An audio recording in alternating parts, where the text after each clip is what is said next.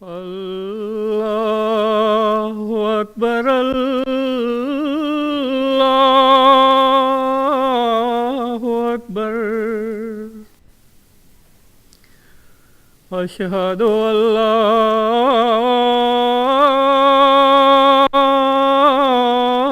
الہ الا اللہ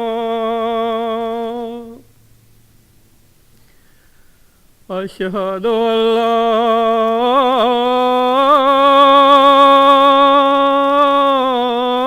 الہ الا اللہ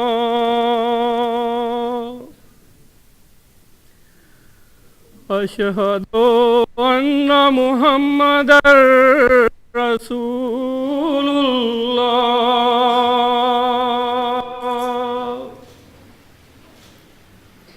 اشہد ان محمد رسول اللہ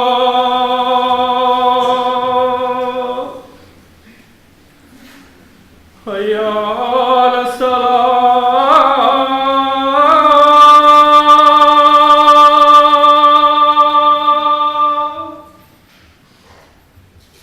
حی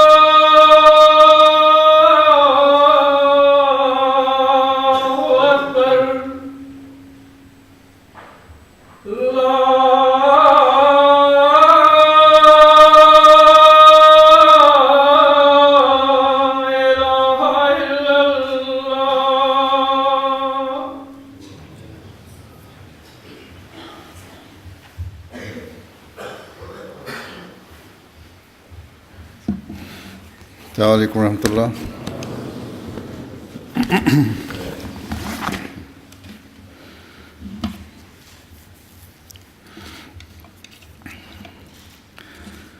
اشہد ان لا الہ الا اللہ وحدہ لا شریک لہ واشهد ان محمدا عبده ورسوله اما بعد فاعوذ بالله من الشیطان الرجیم بسم اللہ الرحمن الرحیم الحمد للہ رب العالمین الرحمن الرحیم مالک یوم الدین ایاک نعبد و ایاک نستعین اهدنا الصراط المستقيم صراط الذين أنعمت عليهم غير المغضوب عليهم ولا الضالين. وإذ يرفع إبراهيم القواعد من البيت وإسماعيل ربنا تقبل منا إنك أنت السميع العليم ربنا واجعلنا مسلمين لك ومن ذرياتنا أمة مسلمة لك وأرنا مناسكنا وتب علينا إنك أنت التواب الرحيم.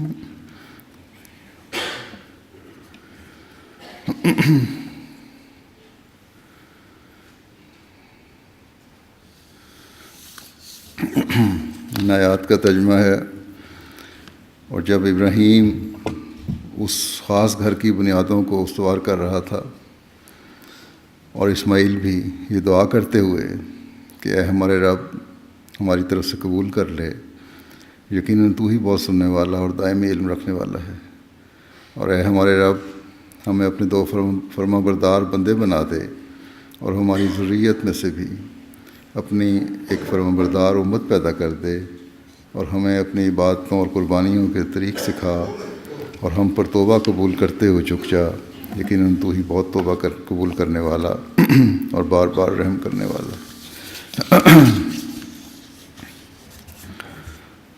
الحمدللہ آج ہمیں اسپین میں دوسری احمدیہ مسجد بنانے کی توفیق مل رہی ہے. جماعت احمدیہ مسلمہ کو یہ دوسری مسجد بنانے کی توفیق مل رہی ہے.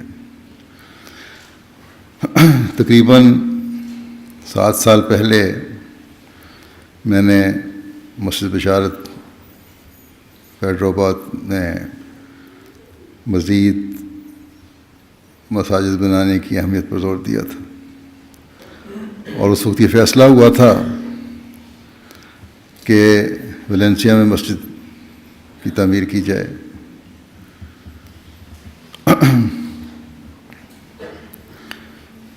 احمدیوں کی تعداد سے زیادہ یہاں مسجد بنانا میرے پیش نظر اس لیے اس علاقے میں تھا، اس کی اہمیت اس لیے تھی کہ احمدی تو شاید اس علاقے میں 130 کے قریب ہیں، اور دوسری جگہ پر اس سے زیادہ ہوں گے بعض جگہوں میں.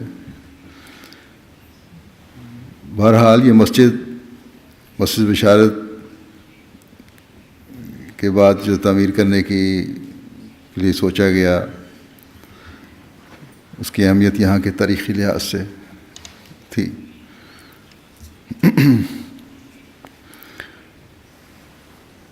گو کہ تقریباً 30 سال سے زائد عرصہ کے بعد جماعت احمدیہ کو یہ مسجد بنانے کی توفیق ملی ہے، اور اس عرصے میں مسلمانوں کی اس ملک میں آمد بھی بہت زیادہ شروع ہو گئی، اور انہوں نے مسجدیں بھی بنائی ہیں. لیکن بہرحال مسجد بشارت کی وجہ سے ایک راستہ کھلا. 700 سال بعد پہلی مسجد بنانے کی توفیق جماعت احمدیہ کو ہی اللہ تعالیٰ نے عطا فرمائی تھی.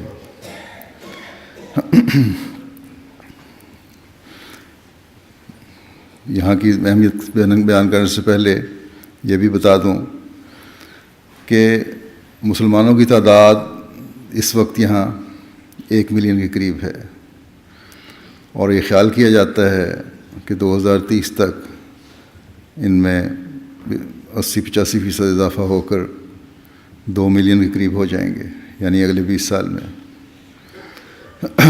آج سے 30 سال پہلے چند ہزار تھے جو اب 1 ملین ہیں، اور اب 2 ملین، اور ان میں زیادہ تر تعداد باہر سے آنے والوں کی ہے جو نارتھ افریقہ سے آئے ہیں، ہم موراکو الجزیرہ وغیرہ سے.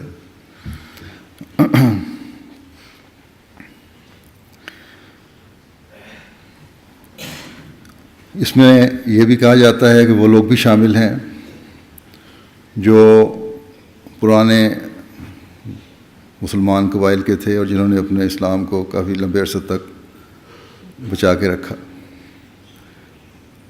وہ زبردستی مسلمانوں سے عیسائی بنائے گئے تھے آج سے تقریباً 700 سال پہلے. ان میں سے بھی ہزاروں کی تعداد میں دوبارہ مسلمان ہوئے ہیں. یعنی ان قبیلوں اور خاندانوں میں سے، جیسا کہ میں نے کہا، جو زبردستی عیسائی بنائے گئے تھے یا ان کے بچے عیسائی بنائے گئے تھے۔ بس اسپین میں گو اسلام دوبارہ نظر آتا ہے، اور اس کی اور اللہ کے فضل سے کافی تعداد میں نظر آتے ہیں مسلمان۔ لیکن جیسا کہ میں نے کہا، اس کی ابتدا جماعت احمدیہ کے ذریعے سے ہوئی ہے، لیکن حقیقی اسلام اس وقت نظر آئے گا جب مسیح محمدی کے غلام اپنی اہمیت کو سمجھتے ہوئے اس کی طرف توجہ کریں گے اور اسلام کے خوبصورت پیغام کو یہاں کے ہر فرد تک پہنچانے کی کوشش کریں گے۔ شاید میری بات سن کر بعض لوگ آپ میں سے کہیں گے، بعض مایوس سوچیں رکھنے والے ہیں کہ یہاں احمدی بہت تھوڑی تعداد میں ہیں، کس طرح ہم ہر ایک کو اور ہر جگہ یہ پیغام پہنچا سکتے ہیں۔ لیکن اگر ایک عزم اور ہمت سے کوشش ہو تو جس تعداد میں ہے وہی ایک اچھے حصے تک پیغام احمدیت اور حقیقی اسلام پہنچا سکتی ہے۔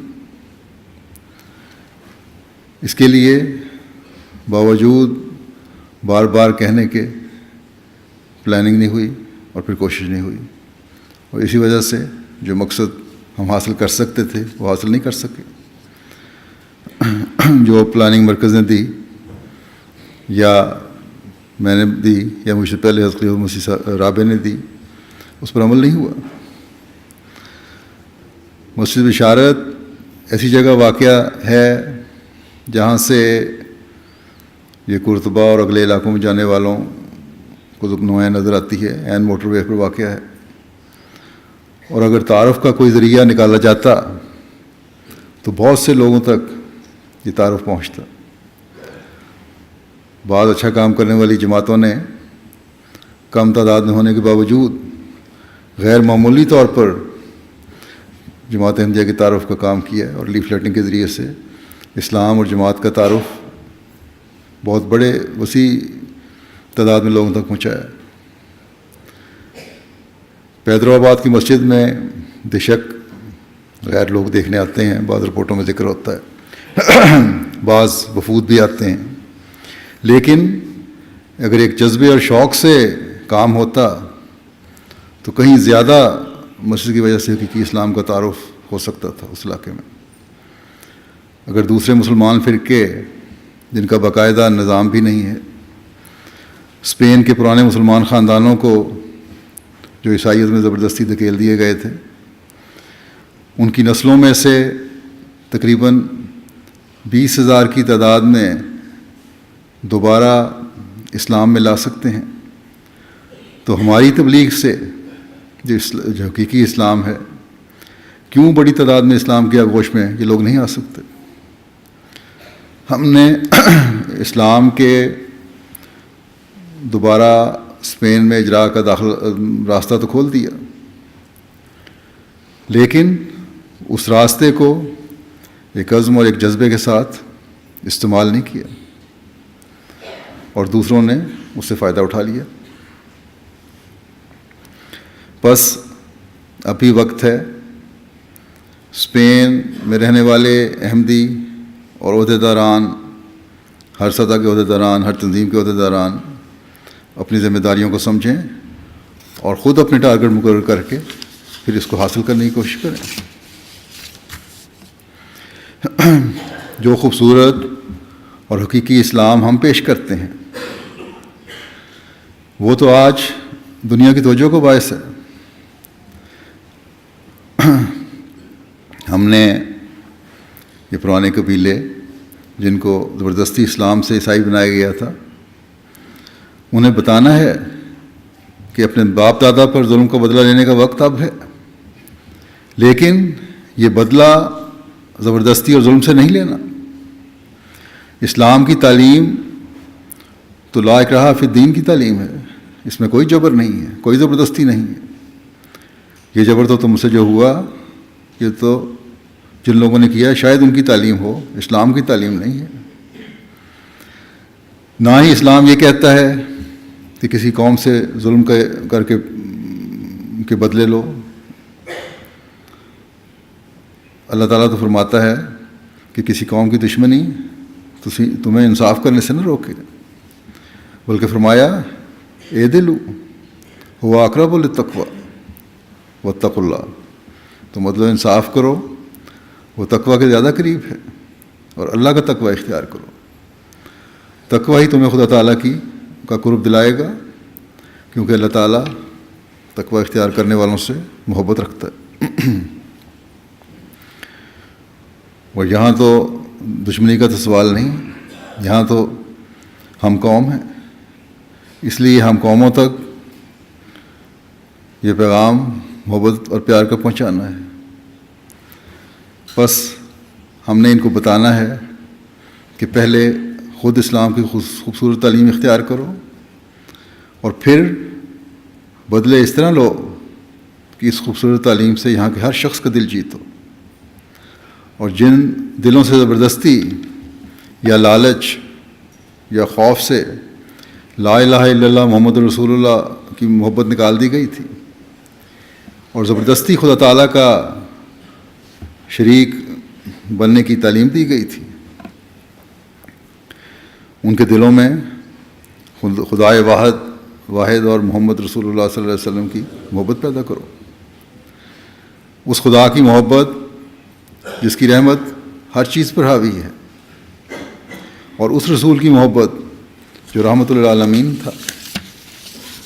بس یہ ذمہ داری ہے کہ جہاں ہم عام تبلیغ کریں اور اسلام کا پیغام پہنچائیں، وہاں ایسے قبائل کا بھی کھوج لگائیں، اور پھر ان میں ان کے اصل دین کی محبت نئے سرے سے پیدا کر کے ان کو کامیاب مبلغ بنا دیں. جیسا کہ میں نے کہا کہ ویلنسیا کی تاریخی اہمیت کی وجہ سے میں نے یہاں مسجد بنانے کی ترجیح دی تھی، اس لیے کہ جب اسپین میں ظالم بادشاہ اور ملکہ نے زبردستی مسلمانوں کو عیسائی بنانا شروع کیا تھا، ویلنسیا اس زمانے میں بھی وہ علاقہ تھا جہاں باوجود مسلمانوں کے ساتھ بدسلوکی کے عربی بولی جاتی تھی. اسلامی رسم و رواج کو قائم کیا گیا تھا، رکھا ہوا تھا.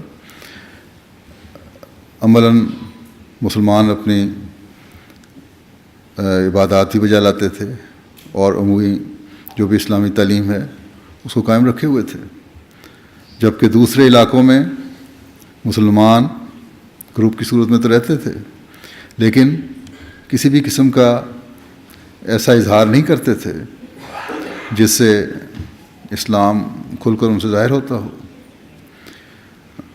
اسی وجہ سے جب 17ویں صدی کے شروع میں اس وقت کے بادشاہ نے مسلمانوں کو یا ان لوگوں کو جن کے خاندان پہلے مسلمان تھے اسپین سے نکالنے کی مہم پھر سے شروع کی، تو سب سے پہلے ویلنسیا کا آغاز کیا. یہاں کے یہ منصوبے کا آغاز ویلنسیا سے کیا، کیونکہ یہاں جیسا کہ میں نے کہا مسلمان اپنے دین پر قائم رہتے ہوئے اس پر عمل کر رہے تھے، یا جس حد تک عمل کر سکتے تھے کرنے کی کوشش کرتے تھے.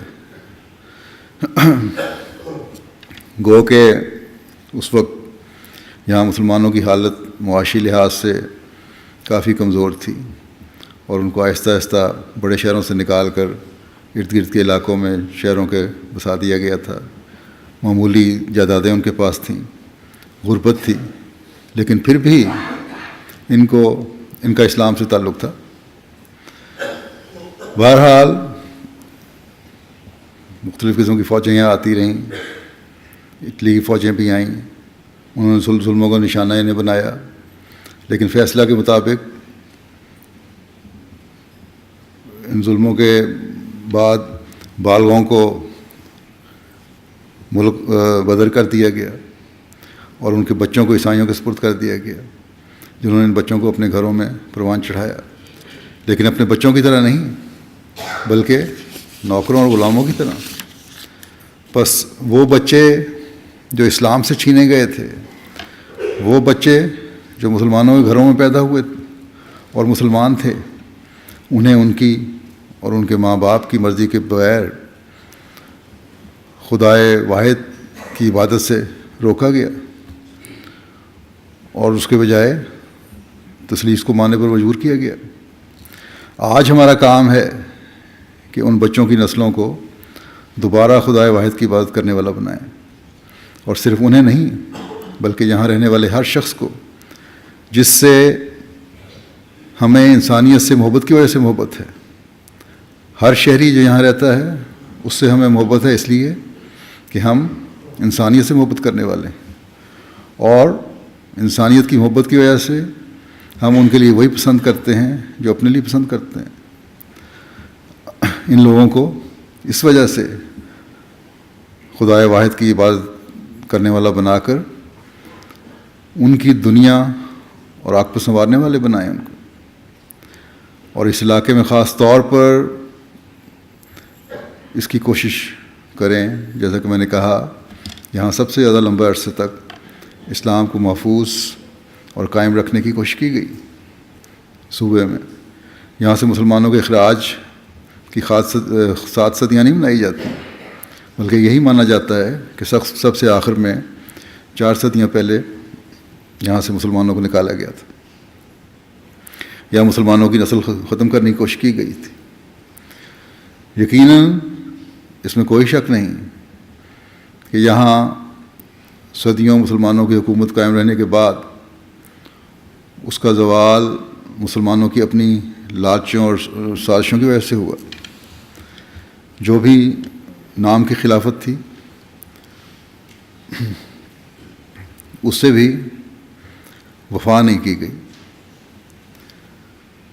نہ خلیفہ یا بادشاہ نے اپنی ذمہ داری کا حق ادا کیا، نہ ہی اس کے خواص اور امراء جو تھے انہوں نے حق ادا کیا، اور پھر ہر ایک نے اپنی 1.5 اینٹ کی مسجد بنا لی تھی، اور اس 1.5 اینٹ کی مسجد بنا کر مختلف بادشاہتیں قائم کرنے کی کوشش کی گئی، اور نتیجہ پھر جو ایسے خود غرضانہ کاموں کا نکلتا ہے وہ نکلا۔ لیکن اب مسیح محمدی جو خاتم الخلفاء ہیں، جو آن حضرت صلی اللہ علیہ وسلم کے خلافت راشدہ کے بعد حقیقی علمبردار ہیں، جن کے بعد پھر خلافت کا نظام جاری ہے، ان کے ماننے والوں کا کام ہے کہ اس کھوئی ہوئی ساکھ کو دوبارہ اس علاقے میں، اس ملک میں قائم کریں، بلکہ دنیا کو لا الہ الا اللہ محمد رسول اللہ کی حقیقت سے روشناس کروایا جائے، اس کی حقیقت دنیا کو بتائی جائے۔ اللہ تعالیٰ نے ہمیں اس علاقے میں اپنی مسجد بنانے کی توفیق عطا فرمائی ہے۔ جگہ بھی اللہ تعالیٰ کے فضل سے بڑی موقع ملی ہے۔ یہ مسجد بھی موٹر وے سے نظر آتی ہے، بالکل موٹر وے کے اوپر ہے، لیکن شہر کی نئی آبادی میں بھی ہے۔ اچھے شرفاء کا علاقہ ہے یہ، ہمسائے بھی اچھے اور شریف ہیں۔ اللہ تعالیٰ نے ہمسائے کی بھی اچھی عطا فرمائی ہے، یہ بھی اس کا بڑا احسان ہے۔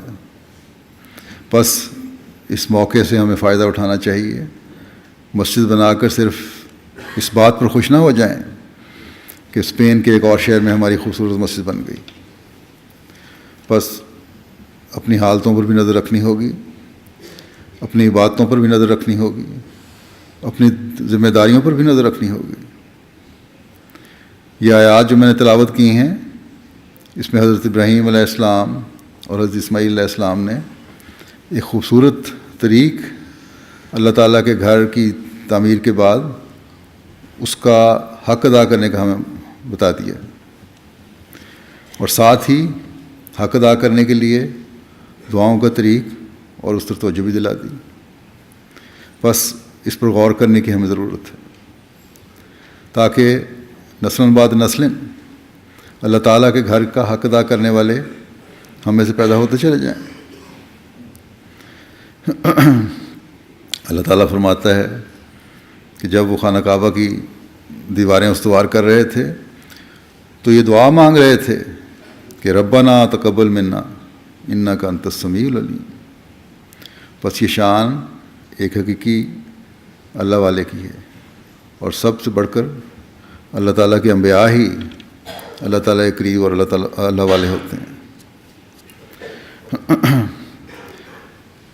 کہ سالوں سے قربانیاں کر رہے ہیں، باپ بھی قربانی کر رہا ہے، بیٹا بھی قربانی کر رہا ہے، بیوی بھی قربانی کر رہی ہے، لیکن یہ نہیں کہہ رہے کہ ہمیں اتنا عرصہ ہو گیا قربانیاں کرتے ہوئے، اب ہم تیرے اس گھر کو بنا رہے ہیں، تیری خاطر بنا رہے ہیں، تیرے کہنے پہ بنا رہے ہیں، اس لیے ہمارا حق بنتا ہے کہ ہماری ہر قربانی کو آج قبول کر، اور قبول کر کے ہمارے لیے آسانیاں اور آسائشیں پیدا فرما. جماعت احمدیہ میں تو اس کا رواج نہیں ہے، لیکن دوسرے مسلمانوں میں تو یہ رواج ہے کہ ذرا سی قربانی کی، اور قربانی کے بعد پھر یہ کوشش ہوتی ہے کہ پھر اعلان کیا جائے. 1 روپے 2 روپے 4 روپے دے کے بھی مسجدوں میں اعلان ہوتے ہیں، اور اگر بڑی قربانی ہو تو بہت زیادہ فخر کیا جاتا ہے. لیکن جو نمونہ ہمارے سامنے اللہ تعالیٰ نے ان 2 نبیوں کے ذریعے سے پیش فرمایا وہ یہ کہ بیٹا خدا تعالیٰ کی خاطر ذبح ہونے کو تیار ہے، باپ بیٹے کو اللہ تعالیٰ کی خاطر ذبح کرنے کو تیار ہے، اور یہ سب کچھ اس وقت ہو رہا ہے جب بیٹا چھوٹی عمر کا ہے اور بڑھاپے کی اولاد ہے. پھر قربانی کا معیار آگے بڑھتا ہے تو ایک لمبا عرصہ بیوی اور بیٹے کو غیر آباد جگہ میں قربانیاں کرنے کے لیے چھوڑ دیا جاتا ہے، جہاں اس بات کا بھی کبھی امکان ہے کہ بھوک اور پیاس سے دونوں ماں بیٹا شاید زندگی سے ہاتھ دھو بیٹھیں. اور پھر وہ وقت آتا ہے جب اللہ تعالیٰ بیٹے اور بیوی کی قربانی قبول فرماتا ہے. اگر ان کے لیے پہلے سامان نہیں تھے کہ تو پھر ان کے لیے کھانے پینے کے سامان مہیا فرماتا ہے. پھر اللہ تعالیٰ کے حکم سے خانہ کعبہ کی تعمیر بھی شروع ہو جاتی ہے، اور تعمیر کرنے والے بھی صرف 2 اشخاص ہیں جو یہ عہد کر رہے ہیں کہ اس کی تعمیر کے ساتھ اب واپسی کے ہمارے تمام راستے بند ہیں. اب ہمارا مقصد خدا اور اس کے گھر کو خدا تعالیٰ کے گھر کو آباد کرنا ہے.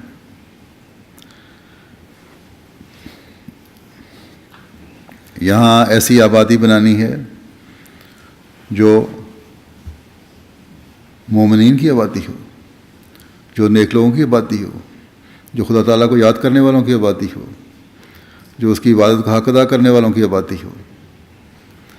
ایسی آبادی بنانی ہے جو اللہ تعالیٰ کی عبادت کرنے والوں کی انتہا کو پہنچنے والے ہوں.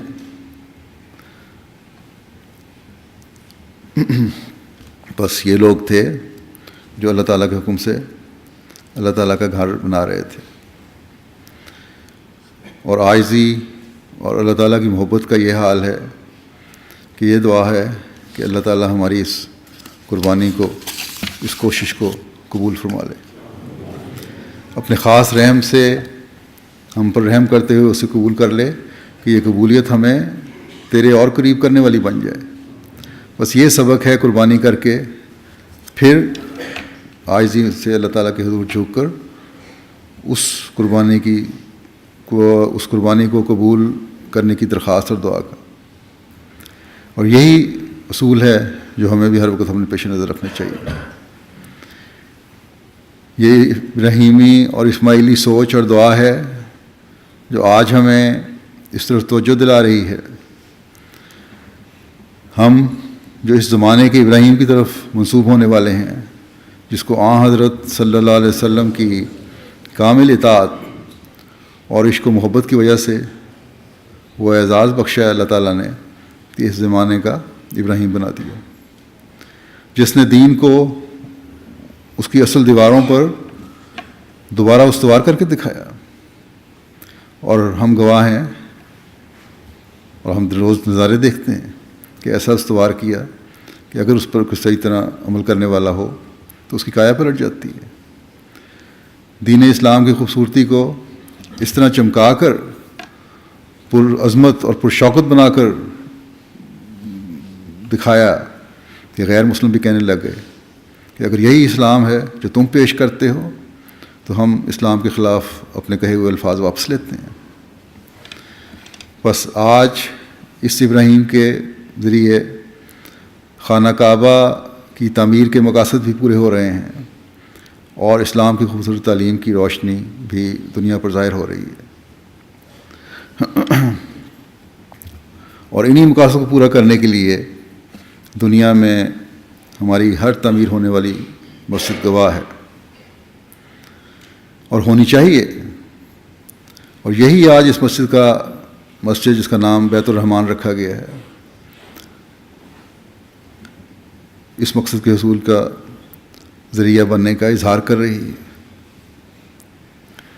بس یہ مسجد جہاں ہمیں عاجزی کے ساتھ اللہ تعالیٰ کے حضور جھکتے ہوئے اس کی تعمیر کے مقصد کو پورا کرنے کی طرف توجہ دلا رہی ہے، وہاں ہمیں اس طرح بھی توجہ دلا رہی ہے کہ ہم اپنے عہد کو پورا کریں، اپنی ذمہ داریوں کو پورا کریں. اگر ہم اپنے عہدوں اور اپنی ذمہ داریوں کو پورا کریں گے تو پھر ہی ہم اپنے مقاصد کو حاصل کر سکتے ہیں. ہم یہ اعلان کرتے ہیں کہ اے مسیح محمدی اور حضرت صلی اللہ علیہ وسلم کے عاشق صادق، ہم نے جو آپ سے عہد بیعت باندھا ہے کہ دین کو دنیا پر مقدم رکھیں گے اور توحید کو دنیا میں پھیلائیں گے، تو اس مسجد کی تعمیر کی وجہ سے جو دنیا کی اسلام کی طرف توجہ پیدا ہوگی، تبلیغ کے جو راستے کھلیں گے، ان کا حق ادا کرتے ہوئے اپنی تمام تر صلاحیتیں بروئے کار لاتے ہوئے توحید کا قیام اور ملک کے باشندوں کو حضرت صلی اللہ علیہ وسلم کے جھنڈے تلے لانا ہمارا اولین فرض ہوگا انشاءاللہ. اے خدا، اے سمیع اور علیم خدا، ہماری دعائیں سن لے، ہمیں اپنے فرائض نبھانے کی توفیق عطا فرما. یہ مسجد جو تیرے گھر کی تتبع میں بنائی گئی ہے، اس کو ان مقاصد کے حصول کا ذریعہ بنا جو تیرے گھر بنانے کے مقاصد ہیں. تو علیم ہے، تو ہماری کمزوریوں اور نااہلیوں کو بھی جانتا ہے. بس ہماری دعائیں سنتے ہوئے، ہماری نااہلیوں سے صرف نظر کرتے ہوئے ہمیں مسجد کی تعمیر کے مقاصد کو پورا کرنے والا بنا. مسجد کی خوبصورتی، مسجد کی وسعت، یہ ہمارے اس وقت کام آ سکتی ہیں جب ہم اس کا حق ادا کرنے والا بن جائیں. اور حق ادا کرنے کے لیے جہاں مسجد کو آباد کر کے اللہ تعالیٰ کی عبادت کرنے والے ہم ہوں، وہاں اللہ تعالیٰ کے بندوں کے حقوق ادا کرنے والے بھی ہیں. پیار، محبت اور بھائی چارے کو فروغ دینے والے ہم ہوں، تاکہ اسلام کی حقیقی تعلیم کے عملی نمونوں کا ہم سے اظہار ہو رہا ہو، تاکہ لوگوں کی توجہ ہماری طرف ہو، تاکہ اسلام کی خوبصورت تعلیم کو دنیا سمجھنے کی کوشش کرے. اے اللہ، تو سننے والا ہے، ہماری یہ دعا بھی سن لے کہ اس مسجد کی ظاہری خوبصورتی سے زیادہ اس مسجد کی آبادی کی روح کو خوبصورت کر کے ہمیں دکھا دے. اصل میں تو اس مسجد کی تعمیر کی روح ہے جو اگر حقیقت میں ہم میں پیدا ہو جائے تو اس مقصد کو ہم حاصل کرنے والے بن جائیں گے جس کے لیے مسجد تعمیر کی گئی تھی۔ جیسا کہ میں نے بتایا، جب یہاں صدیوں مسلمانوں کی حکومت رہی تو بڑی بڑی خوبصورت مسجدیں مسلمانوں نے بنائیں، مثلا قرطبہ کی مسجد ہے، دیکھ کر انسان حیران رہ جاتا ہے، اور دوسری جگہوں پہ مسجدیں ہیں، جہاں جہاں وادیاں تھیں مسلمانوں کی بڑی بڑی مسجد تھیں، اشبیلیہ میں، گرناطہ وغیرہ میں۔ لیکن جب اسلام کی حقیقی تعلیم کی روح ان مساجد میں آنے والوں میں مفقود ہو گئی تو وہی جگہیں جہاں خدائے واحد کا نام لیا جاتا تھا یا تو مسمار کر دی گئیں یا شرک کی آماج گاہ بن گئیں۔ قرطبہ کی مسجد دیکھیں، حیرت ہوتی ہے، کیسی خوبصورت اور مضبوط عمارت ہے۔ صدیاں گزرنے کے بعد بھی اس کی خوبصورتی اور مضبوطی میں ذرا بھی فرق نہیں آیا، لیکن بدقسمتی سے آج وہ گرجے میں تبدیل ہو چکی ہے۔ جیسا کہ میں نے کہا کہ اصل چیز عمارت نہیں، اصل چیز وہ روح ہے جو اس عمارت میں آنے والوں اور رہنے والوں کی ہوتی ہے۔ بس جب مسلمانوں میں وہ روح ختم ہو گئی تو مسجدیں غیروں کے قبضے میں چلی گئیں۔ بس اگر اس مسجد کی عظمت کو ہم نے قائم رکھنا ہے، اور یقیناً قائم رکھنا ہے انشاءاللہ، تو پھر اس کی روح کو قائم رکھنے کی کوشش کریں، اور یہ کوشش ہمیں ایک محنت سے کرنی ہوگی۔ اللہ تعالیٰ کے حضور یہ دعا کرنی ہوگی کہ اللہ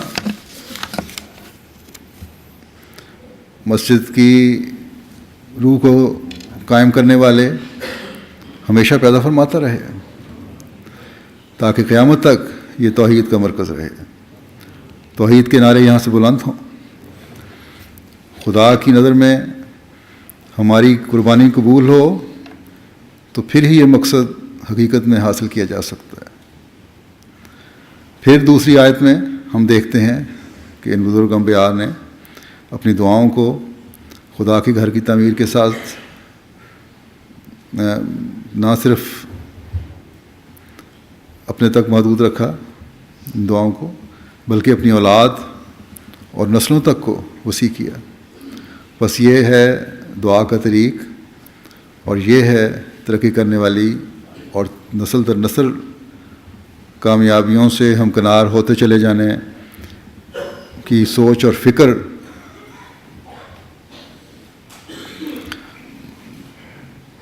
اگر یہ فکر اور سوچ ہوگی تو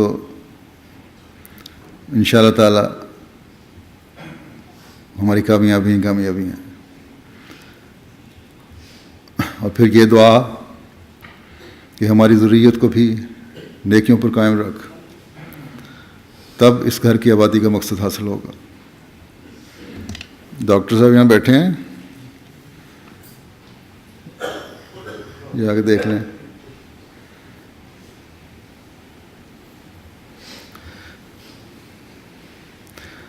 بہرحال ٹھیک ہے، فکر کی ضرورت نہیں ہے، اب آپ باقی سارے بیٹھ جائیں، چھوڑ دیں جگہ، لٹا کے پیر ماریں، ٹھیک ہو جائے گا میرا خیال ہے۔ ڈیوٹی کے ساتھ سرکولیشن ٹھیک نہیں تھی۔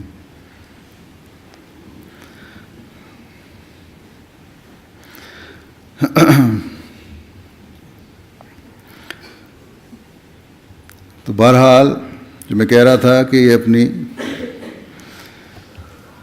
اگر یہ سوچ اور فکر ہمیں قائم رہے گی تو انشاءاللہ تعالی ہماری کامیابیاں ہیں۔ ہمیں یہ بھی دعا بھی کرنی چاہیے کہ اللہ تعالی ہماری ذریت کو بھی نیکیوں پر قائم رکھے، تاکہ اس گھر کی آبادی کا مقصد ہمیشہ حاصل ہوتا چلا جائے۔ جیسا کہ میں نے کہا کہ قربانی کی قبولیت تب ہوگی جب حقوق اللہ اور حقوق العباد ادا کرنے والے لوگ ہماری نسلوں میں سے پیدا ہوتے رہیں، عبادت کرنے والے ہماری نسلوں میں سے پیدا ہوتے رہیں، اور اس طرح پر عبادت کرنے والے پیدا ہوں جس طرح اللہ تعالیٰ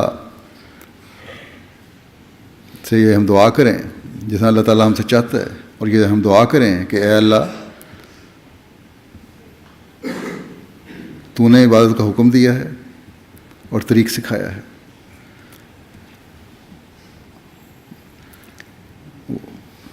جو دعا ان لوگوں نے بھی کی تھی انبیاء نے کہ ہمیں بھی وہ طریق سکھا، وارنا مناسکنا، اور ہمیں اپنی عبادتوں اور قربانیوں کی طریق سکھا۔ یہ دعا ہمیں بھی کرنے کی ضرورت ہے۔ حقیقت یہی ہے کہ عبادتوں اور قربانیوں کے طریق اللہ تعالیٰ کی رہنمائی سے سمجھ آتے ہیں۔ اس کی روح، اس کو گہرائی میں جا کر سمجھنے کا ادراک اللہ تعالیٰ کے فضل سے پیدا ہوتا ہے۔ بے شک نماز بھی عبادت کا ایک طریق ہے۔ مسجد میں لوگ آتے ہیں اور عبادت کرتے ہیں، لیکن یہی نمازی ہیں جن کے بارے میں اللہ تعالیٰ فرماتا ہے جو کہ ان کی نمازیں ان کے منہ پر ماری جاتی ہیں اور ان کے لیے ہلاکت کا باعث بن جاتی ہیں۔ بس اللہ تعالیٰ کے فضل کو مانگتے ہوئے ایسی نمازیں ہمیں ادا کرنے کی کوشش کرنی چاہیے جو اس کی نظر میں مقبول ہوں۔ اور پھر صرف نمازیں ہی نہیں ہیں، ہر کام جو خدا تعالیٰ کے حصول کے لیے کیا جائے وہ عبادت بن جاتا ہے، چاہے وہ حقوق العباد ہوں۔ بس اس روح کو سمجھنا ہمارے لیے ضروری ہے۔ بس یہ بات بھی ہمیں یاد رکھنی چاہیے کہ عبادت کی روح کو سمجھ کر ہی ہم توحید کے پیغام کو پھیلا سکتے ہیں اور اپنی نسلوں میں اس پیغام کو راسخ کر سکتے ہیں۔ اور اس کے لیے جیسا کہ حضرت ابراہیم علیہ السلام نے دعا کی ہے، نسلوں کے لیے بہت تڑپ کر دعا کرنے کی ضرورت ہے۔ ہم احمدی اپنے اجلاسوں میں یہ عہد کرتے ہیں کہ ہر قربانی کے لیے تیار رہیں گے، تو اس عہد کی روح کو اپنی نسلوں میں پھونکنے کی ضرورت ہے تاکہ دین کی اشاعت کے لیے قربانیاں کرنے والے گروہ پیدا ہوتے رہیں۔ لیکن یہ یاد رکھنا چاہیے کہ بدلتے ہوئے حالات کے مطابق قربانیوں کے طریقے بدلتے رہیں گے، اور یہ بھی ایک مطلب ہے اس دعا کا، وارنا مناسکنا کا۔ اسپین میں اگر پہلے مسلمان جو داخل ہوئے وہ مدد کے لیے آئے، جہاد بھی کیا اور داد رسی کے لیے آئے تھے، اور پھر وہ آگے پھیلتے چلے گئے۔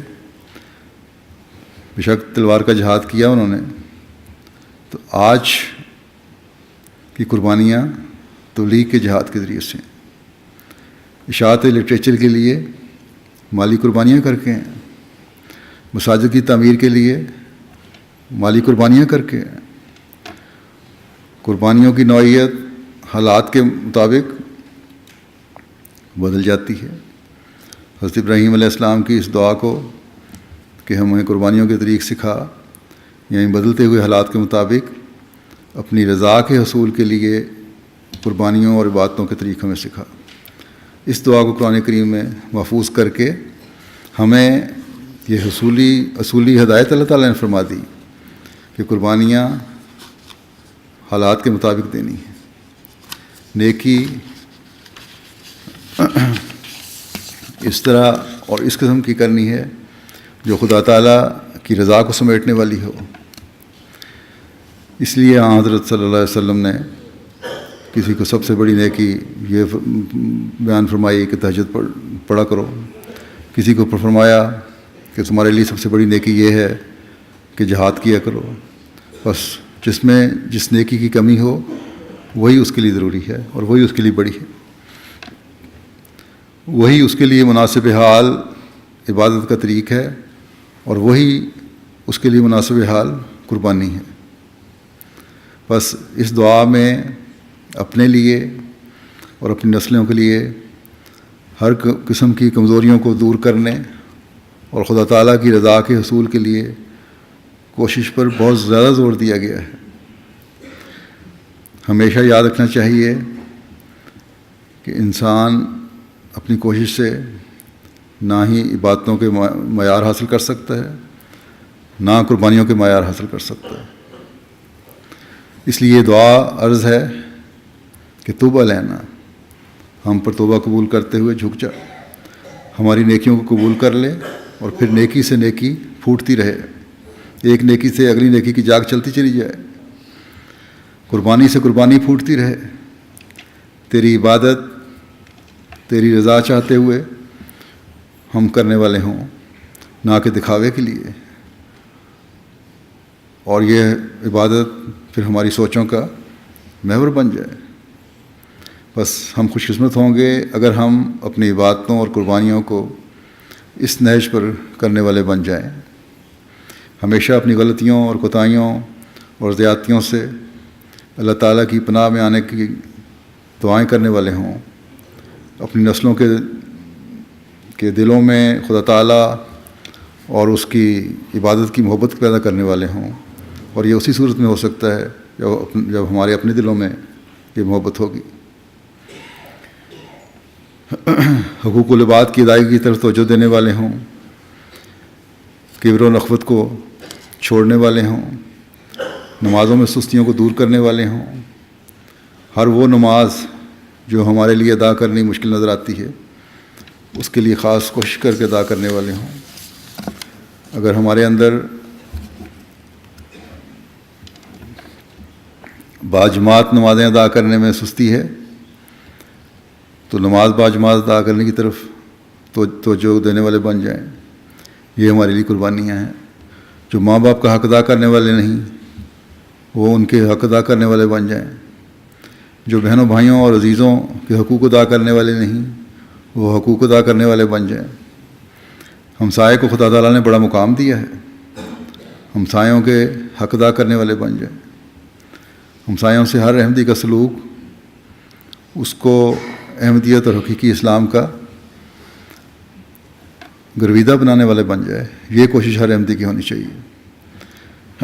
ہمسایوں غرض کے ہر نیکی کا ادا کرنے والے اور اس کا حق ادا کرنے کی کوشش کرتے ہوئے نیکیاں کرنے والے ہم ہوں گے تو تب بھی ہم حقیقی طور پر اللہ تعالیٰ سے یہ عرض کرنے والے بن سکتے ہیں کہ اے اللہ ہماری توبہ قبول کر اور ہم پر رحم کر۔ ہم اللہ تعالیٰ کے رحم کے طلبگار ہیں، جب بنتے ہیں تو دوسروں پر بھی ہمیں پھر رحم کی نظر ڈالنی ہوگی۔ یہ نہیں کہ صرف اللہ تعالیٰ سے رحم مانگتے رہیں اور اپنے دائرے میں رحم کرنے والے نہ ہوں۔ بس مسجد کے ساتھ اگر ایک مومن حقیقی رنگ میں منسلک ہوتا ہے تو نیکیوں کے نئے سے نئے دروازے اس پر کھلتے ہیں، اللہ تعالیٰ کی بخشش کے نئے سے نئے اظہار اس سے ہوتے ہیں۔ بس آج ہمیں اللہ تعالیٰ کی طرف سے یہ عطا کردہ مسجد ہمیں اس طرف توجہ دلانے والی ہونی چاہیے، یہ اظہار ہم سے ہوں۔ اس مسجد کو یہاں کے رہنے والوں نے خود بھی آباد رکھنا ہے اور اپنے بچوں کے ذریعے سے بھی آباد کروانا ہے انشاءاللہ، اور اس کا حق ادا کرتے ہوئے آباد کروانا ہے۔ صرف مسجد میں آنا مقصد نہیں بلکہ اس کا حق ادا کرنا ہی مقصد ہے۔ اللہ تعالیٰ کرے کہ وہ تمام برکات اور اللہ تعالیٰ کے فضل جو مساجد کے ساتھ وابستہ ہیں انہیں ہم حاصل کرنے والے ہوں۔ اللہ تعالیٰ ہماری توبہ قبول کرنے والا اور ہماری غلطیوں کو معاف کرنے والا ہو۔ ایک حدیث میں آتا ہے حضرت صلی اللہ علیہ وسلم نے فرمایا کہ حضرت ابو ہریرہ سے یہ روایت ہے کہ کیا میں تمہیں وہ عمل نہ بتاؤں جس کے کرنے سے اللہ تعالیٰ خطاؤں کو مٹا دیتا ہے اور درجات کو بلند فرماتا ہے۔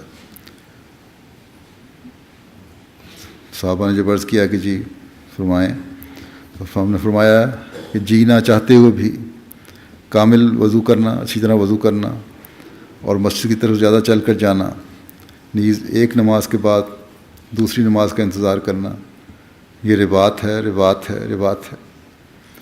یعنی سرحدوں کی حفاظت کرنا ہے، سرحدوں پر گھوڑے باندھنا ہے، یہ جہاد ہے تمہارے لیے۔ بس ہم میں سے ہر ایک کو اس طرح توجہ دینے کی ضرورت ہے۔ آج ہمیں اپنے نفسوں کے خلاف جہاد کی بھی ضرورت ہے اور اس مقصد کو ہم نے حاصل کرنا ہے۔ اللہ تعالیٰ کے پیغام پہنچانے کا مقصد جو ہے یہ بھی ایک جہاد ہے، اس کی طرف بھی ہم نے توجہ دینی ہے۔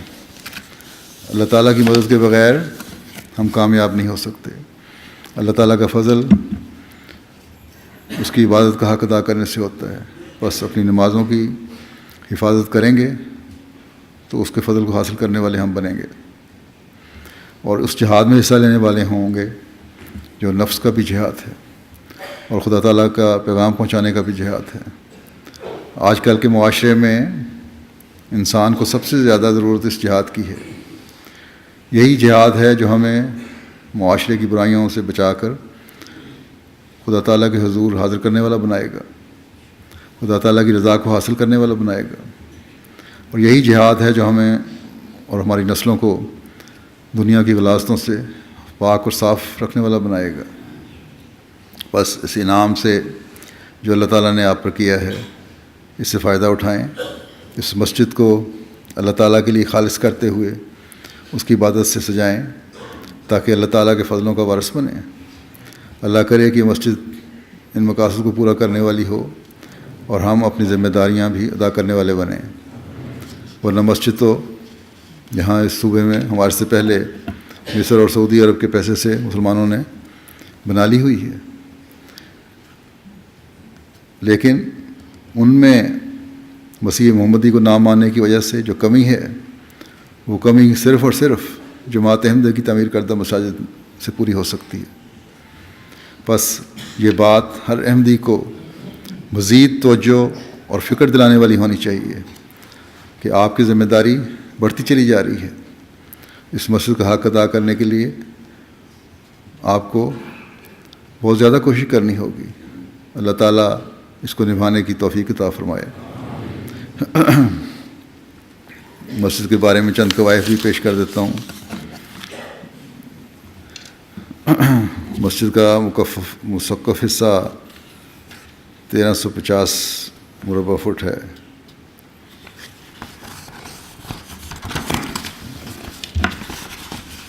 اور اس کا خرچ تقریباً 1.2 ملین یورو کے قریب ہوا ہے، اور جو اسپین کی جماعت نے تھوڑا سا ہی دیا ہے، شاید وہ بھی نہیں دیا۔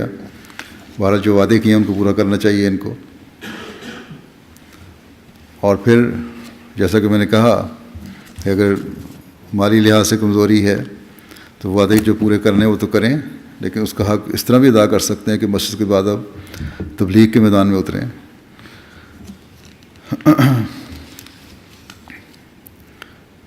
اور ہالوں کی یہاں گنجائش جو ہے 250 ان کے تعداد ان کے دیے ہوئے اعداد و شمار کے مطابق ہے، لیکن بہرحال بڑے بھی ہیں کافی۔ دیگر سہولیات بھی یہاں ہیں، 7 دفاتر ہیں، ایک لائبریری ہے، بک شاپ ہے، کچن بڑا اچھا ہے، اسٹور ہے، ٹیکنیکل روم ہے، پھر اسی طرح اس عمارت کو ساری کو ایئر کنڈیشن کیا گیا ہے۔ مردوں اور عورتوں کے لیے علیحدہ وضو وغیرہ کی سہولتیں بھی ہیں۔ پھر یہاں بنگلہ تو پہلے جب لیا تھا گھر جگہ خریدی گئی تھی اس وقت تھا، اس میں مزید اضافہ کیا گیا 2 کمروں کا، بلکہ 3 کمروں کا۔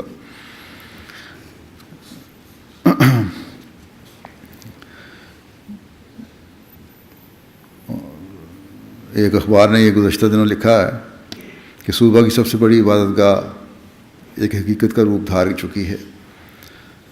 اب یہ سب سے بڑی عبادت گاہ جو ہے حقیقت کا روپ اصل میں تو اس وقت دھارے گی جب ہم میں سے ہر ایک اس کا حق ادا کرنے والا ہوگا۔ ایک بات اس نے اور لکھی ہے بڑی اچھی، جو حقوق العباد کی طرف ایک اظہار ہے جو یہاں کے ہر احمدی سے ہونا چاہیے، کہ کہتا ہے کہ اسلام سے عقیدت کی وجہ سے احمدی لوگ اللہ کے نام پر خون بہانے والے ہر آدمی کے خلاف ہیں۔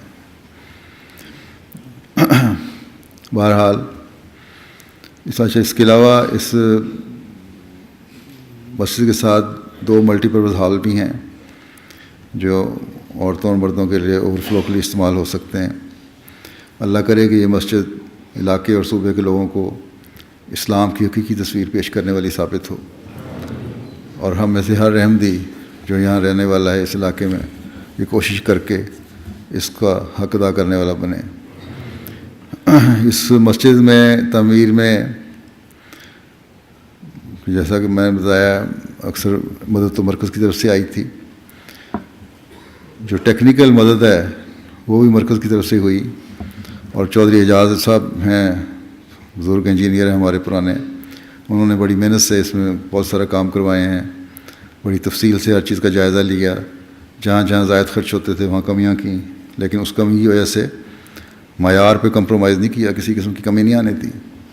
بیمار بھی ہیں وہ, ہفتے میں 1-2 دفعہ شاید ڈائلسس بھی ہوتا ہے گردے کی بیماری, لیکن بڑی ہمت سے اللہ تعالیٰ کے فضل سے انہوں نے کام کیا ہے. اللہ تعالیٰ ان کو بھی جزا دے اور ان کی صحت و تندرستی پہ عطا فرمائے تاکہ آئندہ بھی جماعتیں کام کرتے رہیں.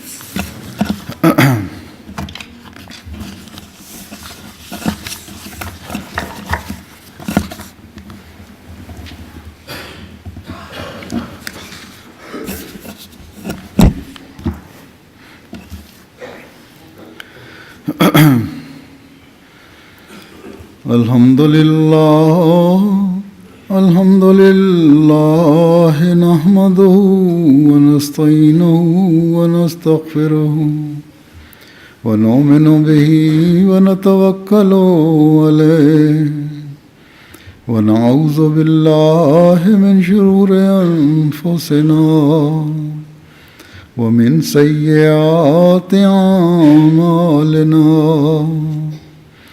من